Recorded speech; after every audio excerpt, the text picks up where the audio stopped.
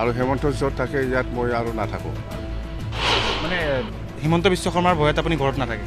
মোকো জেলত ভৰাবৰ কাৰণে আজিলৈকেও চেষ্টা কৰি আছে সি, কিন্তু পাৰা নাই। মই ঘৰত নাথাকোঁ যে, ঘৰত নোসোমাই মই খাইৰা কৰি ক'ৰবাত ঘুমাই থাকোঁ।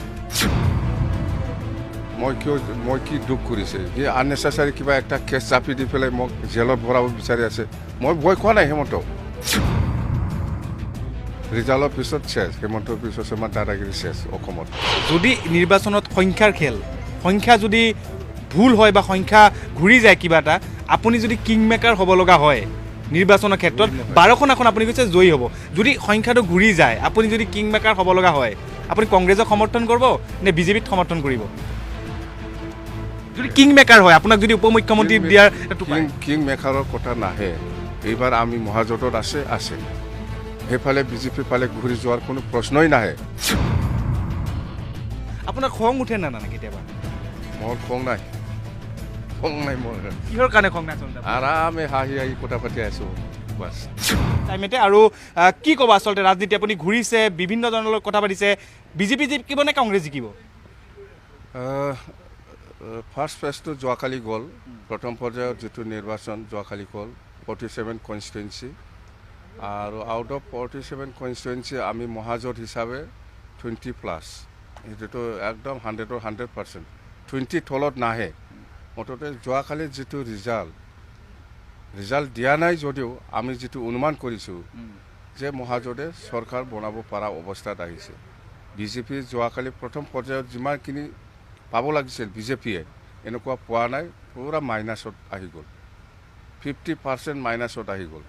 ইহঁতৰ ছিটটো 40টামান আছিলে প্ৰথম পৰ্যায়ত এক্সিষ্টিং ছিটটো, তো ইয়াৰ ভিতৰত 50%টো মাইনাছে হৈ গ'ল। তো বিজেপি হিচাপে চৰকাৰ বনাব পৰাটো বহুত দূৰৰ কথা হ'ল। এতিয়া নোৱাৰে।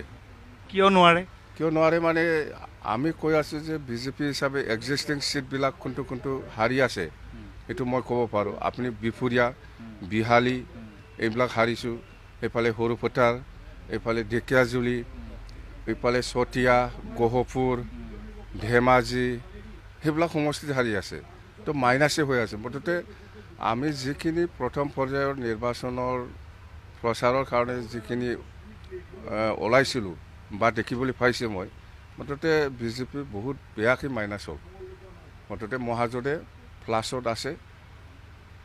মুঠতে ৰিজাল্টটো সেইটোৱেই যে যোৱাকালি ৰিজাল্টটো চালে আমি চৰকাৰ বনাব পৰাটো 100% খাটাং হৈ গ'ল আৰামছে। কেনেকৈ মানে মই কৈছোঁ এইবাৰ হেমন্ত বিশ্ব শৰ্মাৰ যিটো হিৰ', তাৰ যিটো দাদাগিৰি অসমত, এইটো চেছ, 0 হৈ গ'ল। আপোনাৰ লগত এনেকুৱা কি দাদাগিৰি কৰিছে তেওঁ? দাদাগিৰি কৰাটো দেখা নাই BTC ইলেকশ্যনত দেখা নাই। BTC ইলেকশ্যনত কিমান মানুহক জেলত ভৰাই দিছেহি, কিমান মানুহক অত্যাচাৰ কৰিছেহি, এইটোতো চব হেমন্তৰ কাম। আপোনাকো জেলত ভৰাব কৈছে? মোকো জেলত ভৰাবৰ কাৰণে আজিলৈকেও চেষ্টা কৰি আছে সি, কিন্তু পাৰা নাই। মই ঘৰত নাথাকোঁ যে, ঘৰত নোসোমাই মই খাইৰা কৰি ক'ৰবাত ঘুমাই থাকোঁ। মানে হিমন্ত বিশ্ব শৰ্মাৰ ভয়ত আপুনি ঘৰত নাথাকে? হিমন্ত বিশ্ব শৰ্মাক ভয়ত নহয়। মই কি দুখ কৰিছে সি, আননেচেচাৰী কিবা একটা কেছ চাপি দি পেলাই মোক জেলত ভৰাব বিচাৰি আছে।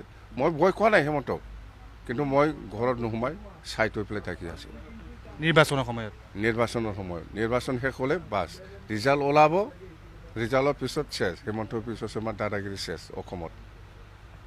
হঠাৎ কিয় আপুনি মহাজোঁটত চামিল হ'লে? উপায় নাই, এইটো হেমন্তৰ কাৰণে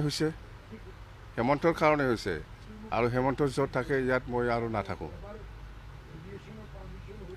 হেমন্ত এতিয়া বিজেপিত আছে, মই বিজেপি এৰি পেলাই এই মহাজোঁটত আহিছে। সেই একমাত্ৰ হেমন্তৰ কাৰণে হৈছে এইটো। যদি তেওঁ কংগ্ৰেছত আহে আপুনি পুনৰ বিজেপিত যাব? সি যদি কংগ্ৰেছত আহে আকৌ মই বিজেপিত যাম। কিহৰ কাৰণে? মানে তেওঁ য'ত থাকিব, সি য'ত থাকে তাতে গণ্ডগোল হ'বই, 100% গণ্ডগোল হ'ব। ইয়াত থাকি কি লাভ আছে? এতিয়া আপোনালোকে BTCত আপোনালোকে প্ৰতিনিধিত্ব কৰিছে, আৰু বিজেপিৰ লগত নহয় বা কংগ্ৰেছৰ লগত থাকি আপোনালোকে প্ৰতিনিধিত্ব কৰিছে, গতিকে কিমান আসন লাভ কৰিব আপোনালোকে? UPPL কিমান পাব? প্ৰমোদ বড়োৱে কিমান পাব? আপুনি চাওক, এতিয়া BTC নিৰ্বাচনত আমি BPF অকলে খেলিছিলোঁ, কাৰো লগত এলায়েন্স নাছিলে। কিন্তু এইবাৰ এছেম্বলি ইলেকশ্যনত BPF মহাজোঁটৰ লগত আছে। আমি টোটেল 7টা পলিটিকেল পাৰ্টি একেলগে আছে। ইয়াৰ ক্ষেত্ৰত আমি যিটো আমি পাই আছোঁ ফিডবেক পাই আছোঁ এইবাৰ 12টা ছিটটো এক্সিষ্টিং 12টাটো 12টা আকৌ আহিব BPP ইয়াত মানে কংগ্ৰেছৰ কেণ্ডিডেট নাই ইউটিউবৰ কেণ্ডিডেট নাই CPMৰ কেণ্ডিডেট নাই CPMৰ কেণ্ডিডেট নাই বা আসাম গণমৰ্চাৰ কেণ্ডিডেট নাই তো সেইবিলাকৰ ছাপৰ্টাৰ আমাৰ তাত আহিব আৰু আমাক সহায় কৰিব মহাজোঁট হিচাপে BPFক 12টা ছিট আমাক এৰি দিছে খুব ভাল আৰু 12টা ছিটত 12টাই আহিব ইয়াত কোনো এটাও BJP নাহে এটাও UPPL নাহে এতিয়া আপোনাক এটা কথা কওঁ ধৰি ল'লোঁ যদি নিৰ্বাচনত সংখ্যাৰ খেল সংখ্যা যদি ভুল হয় বা সংখ্যা ঘূৰি যায় কিবা এটা আপুনি যদি কিং মেকাৰ হ'ব লগা হয় নিৰ্বাচনৰ ক্ষেত্ৰত 12খন আসন আপুনি কৈছে জয়ী হ'ব যদি সংখ্যাটো ঘূৰি যায় আপুনি যদি কিং মেকাৰ হ'ব লগা হয় আপুনি কংগ্ৰেছক সমৰ্থন কৰিব নে BJPক সমৰ্থন কৰিব যদি কিং মেকাৰ হয় আপোনাক যদি উপ মুখ্যমন্ত্ৰী দিয়াৰ কিং মেকাৰৰ কথা নাহে এইবাৰ আমি মহাজোঁটত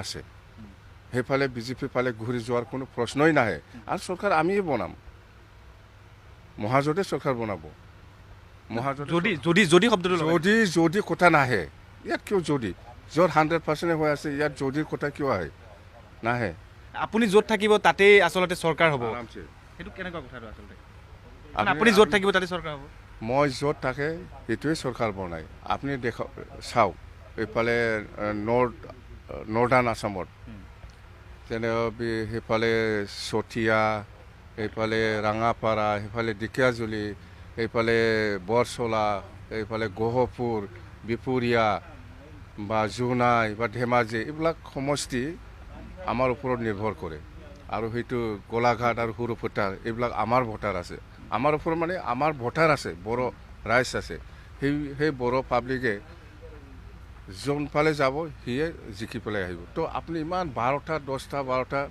ছিট আছে প্ৰথম পৰ্যায়ত সেইটো টোটেলি মাইনাছ হ'ব BJP আছিল এতিয়া কংগ্ৰেছত আহিব এটা আপোনাক শেষৰ বাবে এটা কথা সুধিম আচলতে আপোনালোকৰ কাজিয়াটো ক'ৰ পৰা লাগিল যাৰ কাৰণে আপুনি BJP এৰি আহিব লগা হ'ল BTC ইলেকশ্যন আপুনি ইমান এটা ধুনীয়া সংখ্যা লাভ কৰাৰ পাছতো আপোনালোকে আপোনাক নিদিলে চিপ হিচাপে কাজিয়াটো ক'ৰ পৰা কাজিয়া আৰম্ভ হোৱাটো সেইটোৱে যে মই নেডা মিটিঙত সৰ্বানন্দ সোণোৱাল ডাঙৰীয়াক আকৌ চিফ মিনিষ্টাৰ হ'ব বুলি কৈছে তাৰমানে মই ক'ব লাগিছিল যে এইবাৰ চিফ মিনিষ্টাৰ হেমন্ত বিশ্ব শৰ্মাই হ'ব লাগে বুলি এইটো নোকোৱা কাৰণে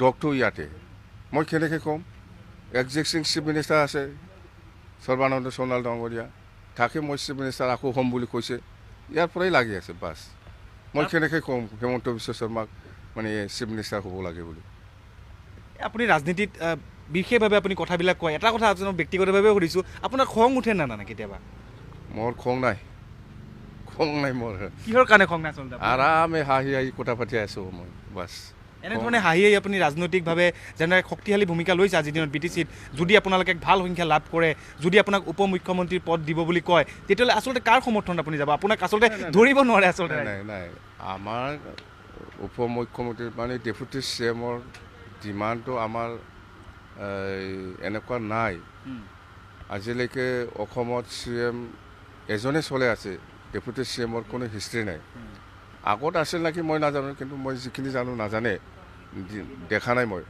যেন হওক চৰকাৰ হ'ব লাগে আমাৰ মহাজোঁটে সেইটোৱেই CM কোন হ'ব আমি আলোচনা কৰিম পিছত